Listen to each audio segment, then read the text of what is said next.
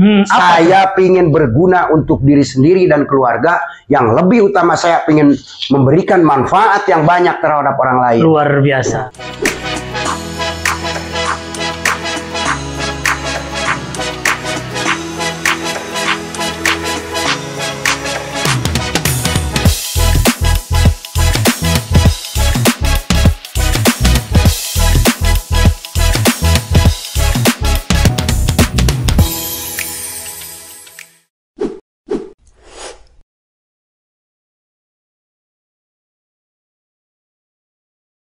Assalamualaikum warahmatullahi wabarakatuh. Sahabat, bertemu lagi bersama saya Danang Sugiarto di Jejak Cibatu edisi podcast. Di podcast kali ini alhamdulillah kita sudah kehadiran narasumber kita.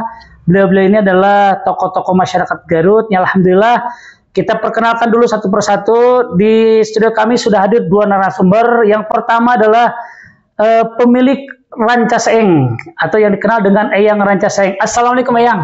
Waalaikumsalam warahmatullahi wabarakatuh. Wilujeng siang. Wilujeng siang. Kumaha ayeuna damang Eyang? Alhamdulillah. Alhamdulillah dina waktu si menuju sehat. Alhamdulillah, mudah-mudahan siap. Dan di pinggir saya juga paling ujung sudah hadir seniman atau pensiunan seniman tua. Seniman pensiunan seniman dari Garut. Kita sapa. Assalamualaikum Mbah Oo. Waalaikumsalam. Kumaha Abah, sehat? Alhamdulillah. Ya, hari ini kita berkumpul di tempat ini, mudah-mudahan kita senantiasa mendapatkan kesehatan, keberkahan dari Allah Subhanahu wa taala. Amin. Amin. Alhamdulillah sahabat Jejak Cibatu, para narasumber kita sudah siap dengan materi dan hari ini kita akan ngobrol tentang sekelumit kehidupan Eyang Rancaseeng. Dan sebelum punya wisata Rancaseeng, Pak Haji ini atau Eyang Rancaseeng ini punya kehidupan yang kita perlu ambil hikmahnya. Nanti kita akan coba mendengarkan bagaimana nih kehidupan Eyang Rancaseeng ketika beliau ini masih dalam keadaan kondisi berbagai hal lah. Bagaimana nih Eyang untuk kehidupan Eyang nih dari mulai sebelum menikah lah ya. Atau perkenalkan dulu sebelumnya nih di podcast saya nih. Assalamualaikum warahmatullahi wabarakatuh. Wilujeng siang, Wilujeng Patepang di Jejak Cibatu. Dalam rangka podcast hari ini, saya akan memaparkan tentang konsep perjalanan kehidupan saya di masa masih sendiri. Masih sendiri? Atau sebelum menikah. Sebelum menikah. Dan sudah menikah. Dan sudah menikah. Dan sudah punya anak. dan sampai hari ini. Kalau melihat hari ini, orang senang. Saya ada usaha kecil-kecilan. Tapi kita back to back. Kembali ke awal. Seperti apa yang saya jalani. Seperti apa susahnya hidup. Seperti apa penderitaannya hidup. Gitu Pak. Jadi tidak semudah yang sudah kita lihat hari ini. Hari ini kita melihat, wah mobil saya meskipun jelek atau kecil ada, usaha ada, tapi perjalanan saya tidak banyak orang yang tahu. Coba Eyang ceritakan dari awal nih tentang kehidupan Eyang yang dari ya masa sendiri. Ini Eyang itu kayaknya banyak sekali pengalaman-pengalaman Eyang yang dilakukan dalam kehidupan Eyang. Bagaimana Eyang? Di tahun 87, saya itu masih sendiri, bujangan kalau bahasa Garut. Bujangan. Rambut sudah panjang. Udah panjang, dari dulu saya udah panjang. Wah, luar biasa. Di situ 87 saya itu belum punya pekerjaan. Di usia sekitar 25 tahun. 25 tahun. Belum punya usaha. Belum punya usaha. Tapi sudah pingin punya istri. Pingin nikah. Pingin nikah. Ini yang gimana Pak? Kumaha Pak? Jadi begini, kalau di rumah waktu 87-89 beliau teh babarengan sama Abang Ngarit. Ngarit. Macul. Walah. Apa salah? Nanti si Eyang terjadi hebatin aja nama. Cing, coba Eyang, lanjut Eyang. Nah, setelah saya punya keinginan, saya datang ke orang tua. Memohon saya minta dikawinkan. Saya sudah melihat atau punya istri, boga kabogoh. Boga kabogoh, awewe. Ayang boga kabogoh. Awewe kabogoh. Alah. Aduh. Awewe. Punya pacar. Saya laporan, Bang, ke orang tua. Orang tua saya itu, alhamdulillah, beliau itu modalnya cuma sehat. Saya kakak paling besar dari adik-adik saya 9. Orang tua saya punya 10 paling besar. Ya, paling besar berarti yang 10 paling besar. Adik saya 9. Ketika orang tua saya lagi berjuang membesarkan adik-adik saya yang paling besar bukannya membantu orang tua, malah menyusahkan orang tua. Pengen nikah ya. Pengen nikah. Ini adik saya yang 9 kan berantakan. Orang tua saya jangan kan ngasih respon, menjawab pun enggak. Nah, itu pengalaman saya. Ini jadi ayam untuk racing dulu. Lain racing atau motor lu kitu mah sharing. Sharing. Jadi kudu bener ngomong aku bener. Iya ditonton era. Punya orang Garut ngomong tebikeun ka Jangkola. Di Ampura so. Seniman di sekolah. Seniman geus bangsiu cenah. Nah, singkat cerita, Mbak. Orang tua tidak ada respon. Nah, cuman saya punya modal keyakinan. Pernah saya punya guru, bukan pernah ya, saya punya guru ngaji. Kamu tidak usaha, tapi nitip. Berbaiklah, berbudi pekertilah terhadap orang tua. Berbaiklah perilakumu terhadap orang tua. Dan yakin kepada Allah. Ketika kamu punya keinginan, itu secara lahir, tapi secara hakikiah itu Allah yang akan mentakdirkan kamu. Pada saat itu yang yakin sudah punya keyakinan. Dan lebihnya dari guru itu, kamu harus taat, tunduk, patuh terhadap orang tua dan mengikuti apa yang Allah perintahkan. Sholat kerjakan yang benar terhadap orang tua, taat, patuh, gitu kan. Selebihnya cintai semua ulama. Cinta kepada ulama itu modal.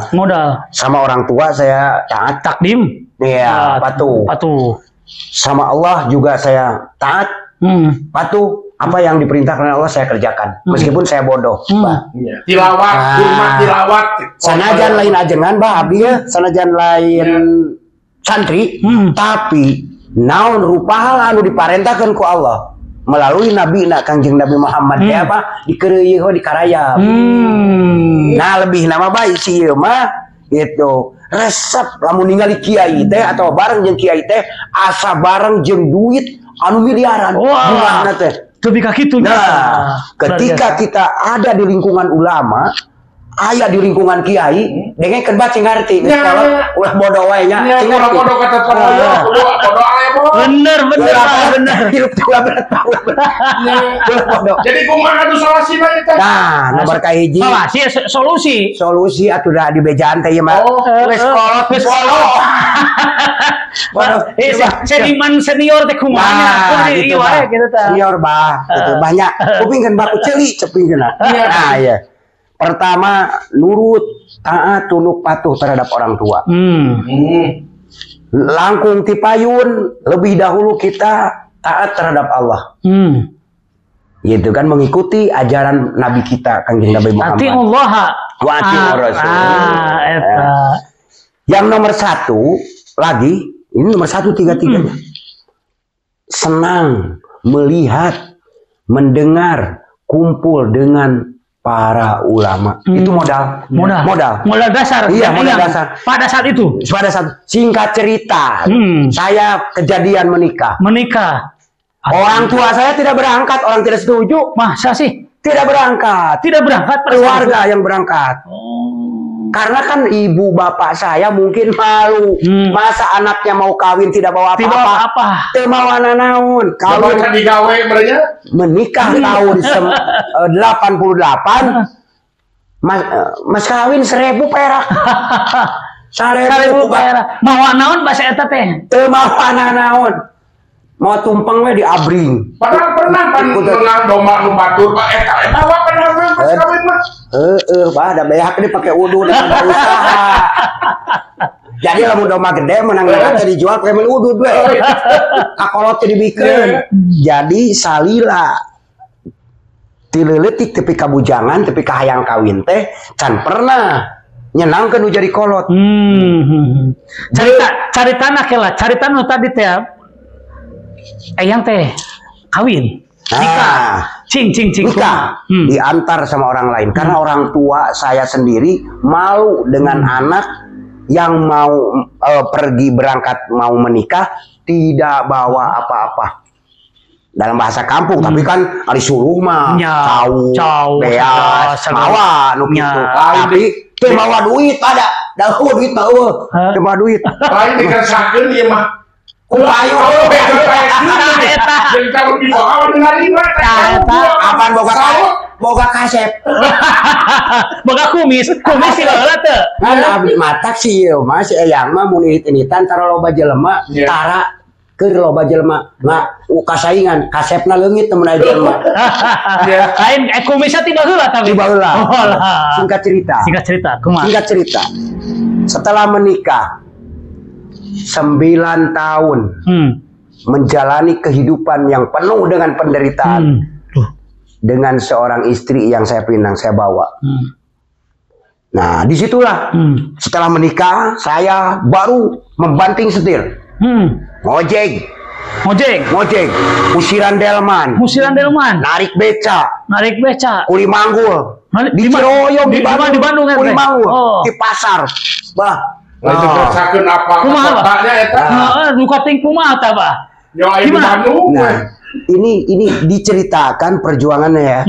Oke. Kuli manggul di pasar Anir, Bandung, dicaringin. Ngabeca di pasar Guntur Garut, ngojek di Rancabango, Tarogong, usiran delman di mana eta? Di Rancabango oke. Nah, kuli nemok. Nah, yang saya sakit hati atau prihatin, luar biasa ya.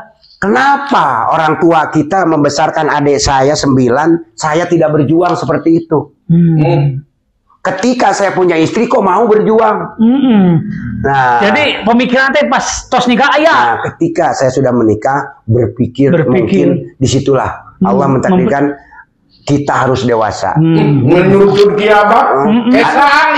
Kesang aja lah. Karena sedep diheukeun sabal. Lah sok omongan ai keur dina cicing, sok dengekeun rame ya dong. Cicing, dengekeun Mbak.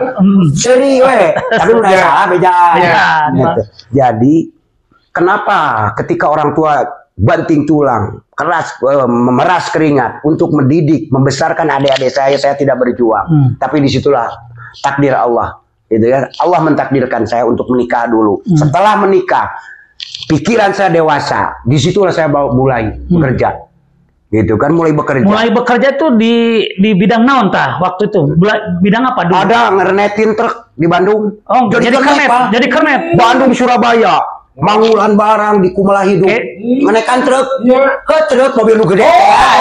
Pahon mengerti, pandil murna ukur delman. Apa lebih ke kota? Apa? Truk lebana gede, lain betul nu gede ban. Aya teh kumaha eta potonganna? Nu kitu mah betul. Nah setelah berjalan saya dengan istri ke istri ya, kita sudah punya anak 1, 2, dan 3 punya anak. Kita harus berubah haluan. Saya kerja di proyek waktu itu punya anak sudah jadi tukang tembok. Nah, di situ, anaknya nembok? Enggak.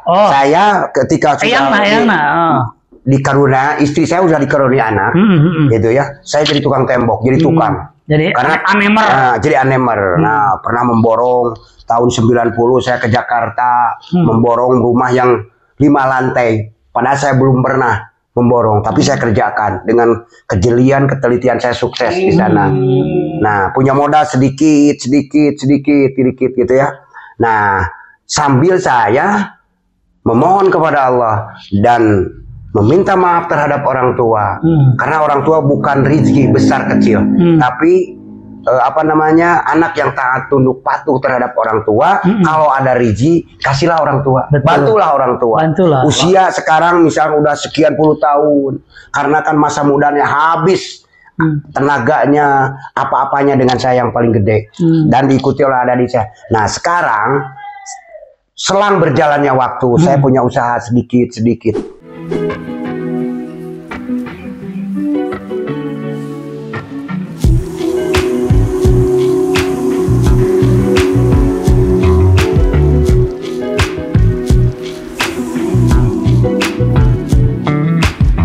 Moga Skincare adalah solusi perawatan kulit sehat dan bercahaya. Jangan lupa untuk perawatan pakai Moga Skincare.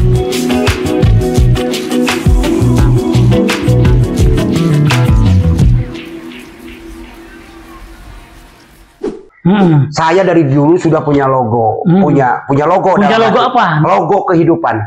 Saya pingin berguna untuk diri sendiri dan keluarga. Yang lebih utama saya pingin memberikan manfaat yang banyak terhadap orang lain. Luar biasa. Lainnya bojona baheula keur dicari pangusahakeun sadar we nya. Bah lama sadar lain ku masalah sadar bakat ku bogo. Kaset sih lah poek mah.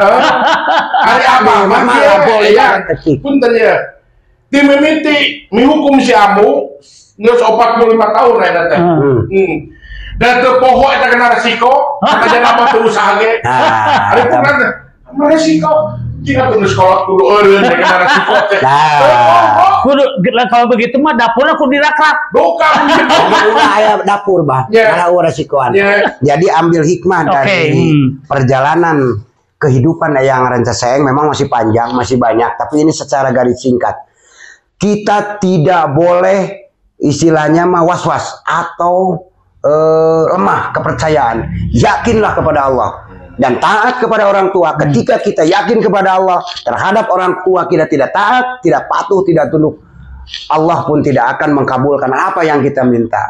Makanya sekarang saya selalu memohon kepada orang tua, mau kemanapun, mau berangkat apapun, dan tidak pernah meninggalkan apa yang Allah perintahkan, sekalipun misalkan telat atau minim, seperti itulah. Berarti yang saya simak dari pemaparan Eyang itu yang pertama adalah kita senantiasa tetap ingat kepada Allah.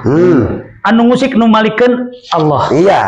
Hormat ka orang tua. Hormati anu kadua nyata biru walidain, hormat ka orang tua. Nah, mumpung yang masih ada orang tua, hormati orang tua karena itu perintah dari Allah. Ridallahi fi ridho walidain. Nah, terus hikmah yang terbesar dalam kehidupan Eyang itu apa, Yang? Sampai saat ini Eyang mempunyai usaha yang sudah Eyang rintis, hikmah terbesarnya apa, Eyang? Hikmah yang paling besar, pertama ya saya senang melihat anak dan istri gitu ya, bisa tercukupi sekalipun sederhana. Tapi yang saya lebih senangi lagi, ada orang lain, ada saudara yang ikut menikmati apa yang saya punya hari ini. Besar kecilnya itu kan rahasia Allah. Ya, betul. Bukan masalah besar kecil, tapi saya yakin hati saya lillah karena Allah. Amin. Apa yang saya punya, keberkahannya diperlukan orang lain, siap. Karena saya punya moto, saya ingin hidup untuk menghidupkan orang banyak. Saya punya hidup untuk menghidupkan orang banyak. Tidak akan memanfaatkan orang banyak, tapi memberikan manfaat terhadap orang banyak. Luar biasa. Semoga, itu moto yang luar biasa dalam Islam juga, itu ada ayat dan keterangannya. Boleh apa? Boleh yang disampaikan keterangan ayatnya. Jadi kan dalam artian kita menjalin silaturahmi. Nah, silaturahmi yang baik dan bagus, yang dikerjakan. Jadi silaturahmi teh lain kalian kieu satalapan. Eta mah sebagian.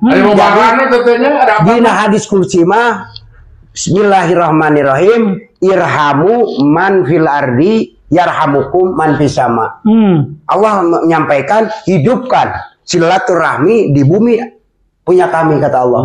Setelah kamu mampu atau kamu kalau sudah mampu menghidupkan silaturahmi, kami, kata Allah, irhamu man filari. Kami kata Allah akan menyayangimu dan tidak tanggung. Kami juga akan mengajak makhluk yang ada di langit untuk menyayangi kamu. Tapi silaturahminya bukan sekedar begini. Gitu ya, apa silaturahmi kamu kepimpinan amplop. Silaturahmi itu harus tembus, harus tembus dari berpegangan tangan, berpelukan, tembus ke dalam hati. Lillah karena Allah. Jadi silaturahmi itu mengambil kebahagiaan orang lain, memberikan kebahagiaan kita untuk orang lain. Jadi ketika kita silaturahmi, yang ketemu kita senang, kita juga ketemu mereka senang. Jadi bukan silaturahmi mengada-ngada. Kamu salaman hukul. Kamu plase. Kamu plasenya salaman doang. Nah, seperti begini. Nah, ini hanya salaman doang. Tapi hatinya tidak saling menyayangi. Kan di situ juga sudah jelas. Silaturahmi itu dua kata, dua huruf. Silah mendekatkan, rahmi kasih sayang. Jadi silaturahmi itu mendekatkan kasih sayang Allah. Jadi lain salaman, eta mah salaman hari hate mah we. Nah gitu mudah-mudahan. Sayang apa nurutan ketiga ya? Gitu mata kudu jadi jelema heula, Bah. Jadi jelema heula. Kudu panjang heula, Bu. Ada apa jelema tuh? Salah ngomong sama kudu panjang heula, Bu. Jadi hikmah daripada penyampaian. Berarti hikmah yang terbesar dalam kehidupan Eyang hari ini ketika melihat satu keluarga, anak, istri, anak, kemudian kesananya ada keluarga juga yang menerima manfaat dari kehidupan yang sudah usaha-usaha yang lakukan hari ini. Selebihnya lagi muslimin muslimat, gitu kan? Ada, saya juga ini bukan kiai, jangankan kiai, ajengan juga enggak, santri pun tidak, tapi yang namanya Haji Aceng Wahyudi itu udah malang melintang, suka menerima undangan tabligh akbar. Saya tuh mau ngomong gini, dengar-dengar nih Pak yang ini kan suka dipanggil nih. Coba gimana nih? Kalau mau silakan dipublikasikan juga. Jadi kan begini, saya ini bukan, jangankan ulama, kiai, ustadz juga enggak. Tapi hikmah daripada saya cinta kepada ulama, cinta kepada kiai, lain cinta bogo. Resep ieu mah. Bisi anu ari kan sok beger wae mah bisi cinta teh lain kedengekeun heula. Budak yatim benar, budak yatim. Ada yatim garis goreng rupa kieu mah sebal. Ya aku dan nyaata kudu kadu pikir resep cicing dengekeun. Cicing. Jadi saya modalnya hanya cinta terhadap ulama, cinta terhadap kiai. Bahkan kalau kiai sedang berdakwah, saya suka merenung sendiri. Saya manusia, seperti kiai, seperti ulama. Kenapa saya tidak bisa?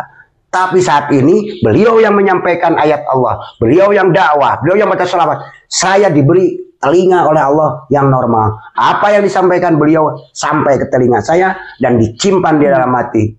Nah, berjalan waktu kenapa? Saya yang suka ikut-ikutan sama kiai, kok ada yang ngundang? Gitu kan? Kenapa saya seperti itu?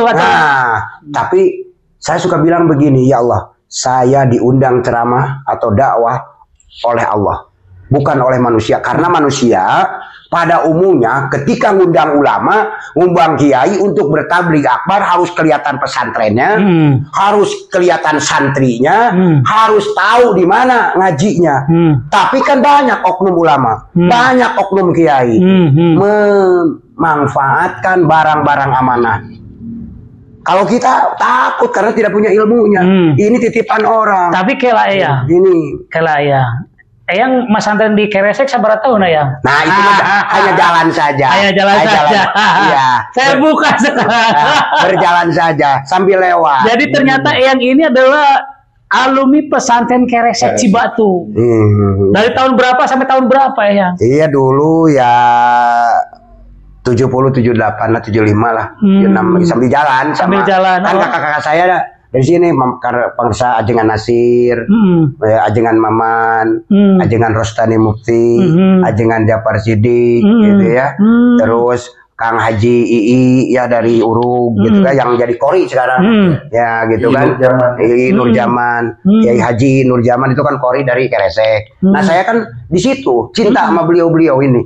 Oh, luar. Cinta sama beliau-beliau ini. Sekalipun saya tidak ngemukim di Keresek, tapi santri atau jebolan-jebolan dari Keresek itulah guru-guru saya. Gitu.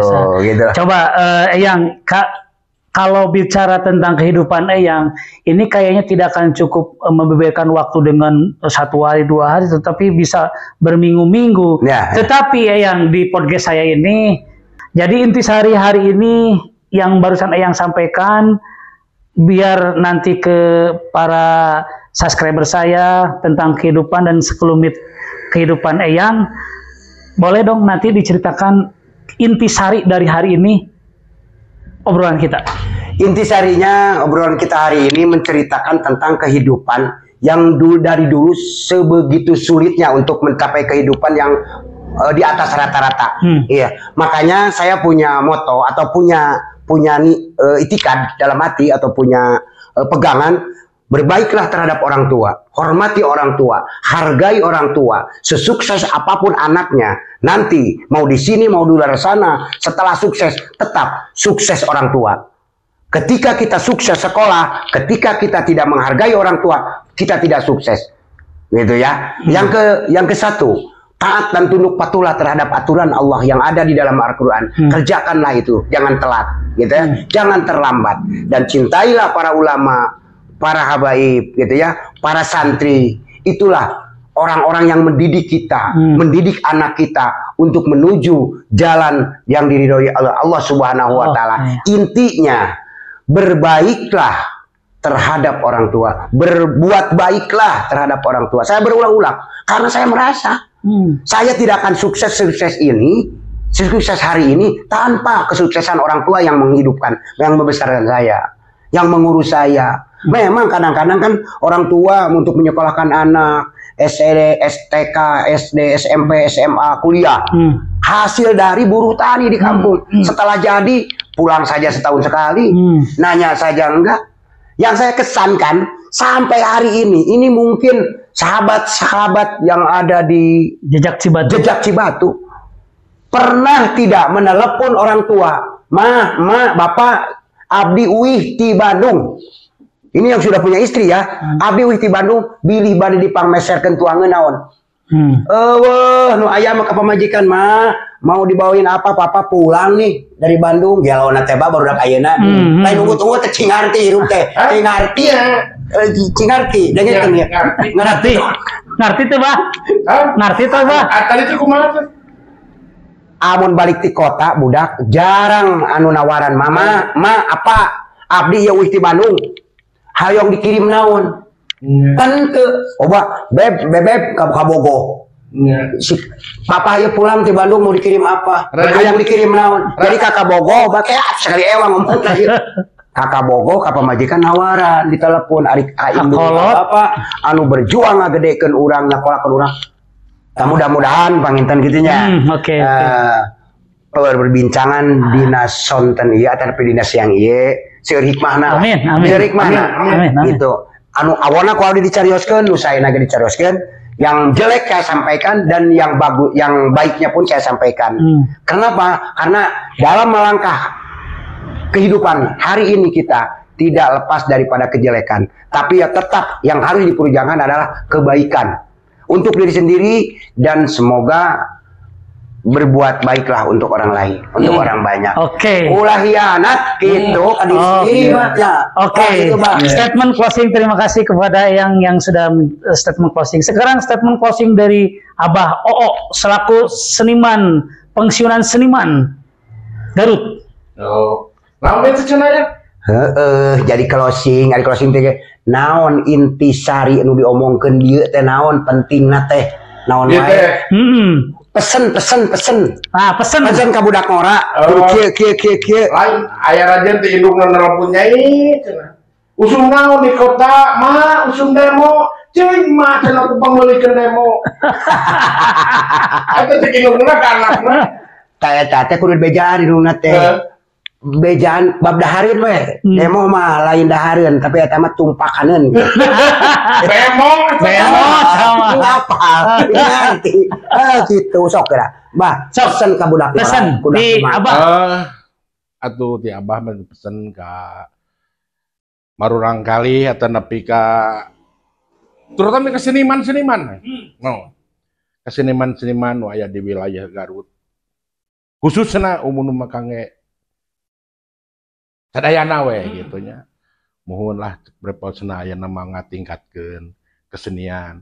Ulah cek sebutnya mah kieu ya. Ulah pahilirih-lirih nyamani ulah pagirang-girang tampian.